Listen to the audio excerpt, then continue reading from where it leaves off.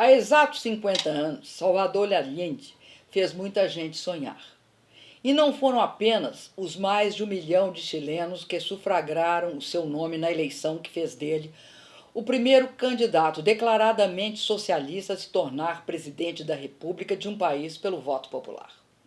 Brasileiros e brasileiras como eu fomos levados a sonhar com a arrojada utopia construída por Allende pela Unidade Popular, pois então sofríamos na pele, debaixo de tortura e em muitos casos de assassinatos, o momento mais selvagem da ditadura militar instalada no Brasil em 64.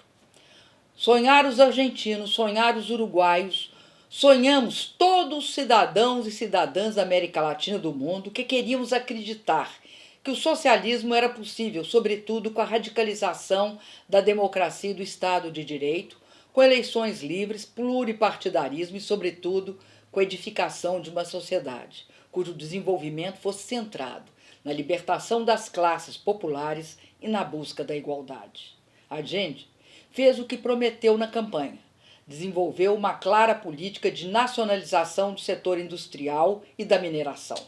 Foram nacionalizadas 47 indústrias e mais da metade do sistema financeiro. Iniciou a reforma agrária, expropriando milhões e milhões de hectares de terras.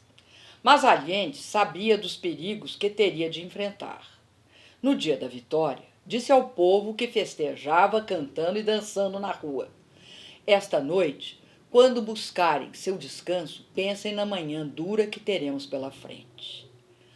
Foram 3 anos de enormes avanços, mas foram também 3 anos do mais duro, aberto e agressivo boicote, promovido contra um governo democrático em nosso continente, sob ordens diretas e escancaradas do governo dos Estados Unidos.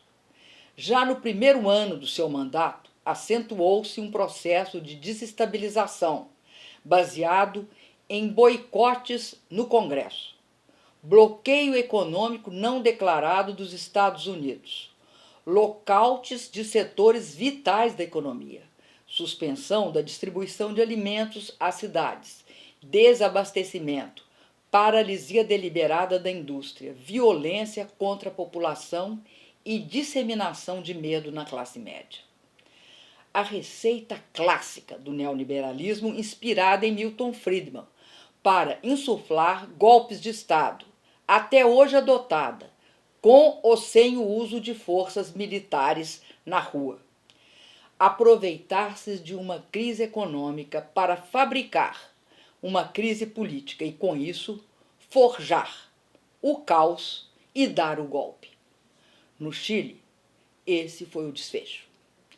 O bombardeio de La Moneda, a morte de Allende, que não se rendeu, e 17 anos de uma das mais cruéis ditaduras que o mundo conheceu, sob a qual se calcula que 10.000 pessoas desapareceram, sem que a maioria dos corpos tenha sido encontrada até hoje. Estas foram as consequências.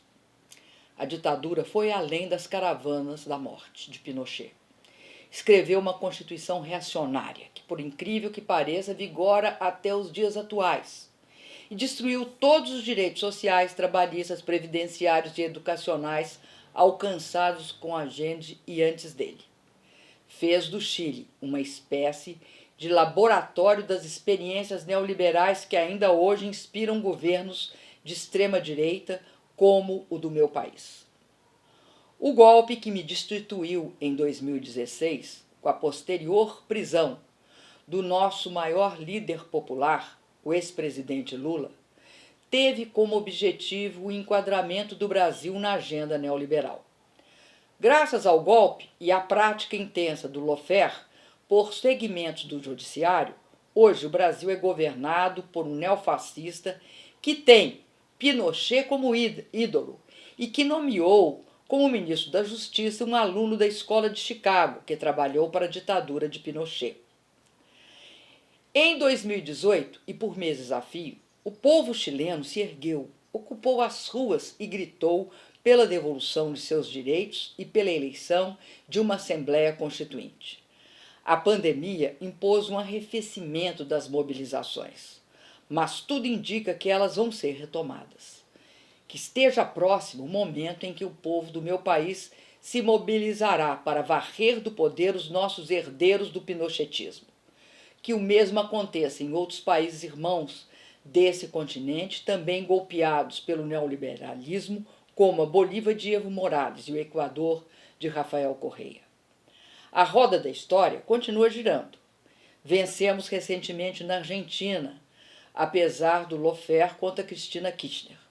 Lutamos com unhas e dentes na Venezuela, acossada pela ameaça de uma invasão dos Estados Unidos, com apoio cúmplice e subserviente do meu país. Cuba resiste bravamente a mais de meio século de bloqueio brutal.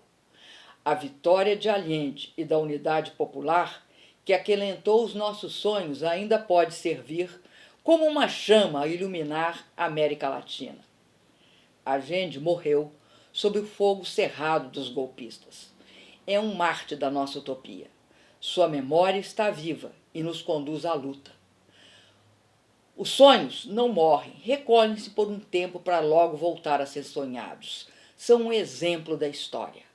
E vale a pena viver, porque sonhamos e lutamos. Viva Allende!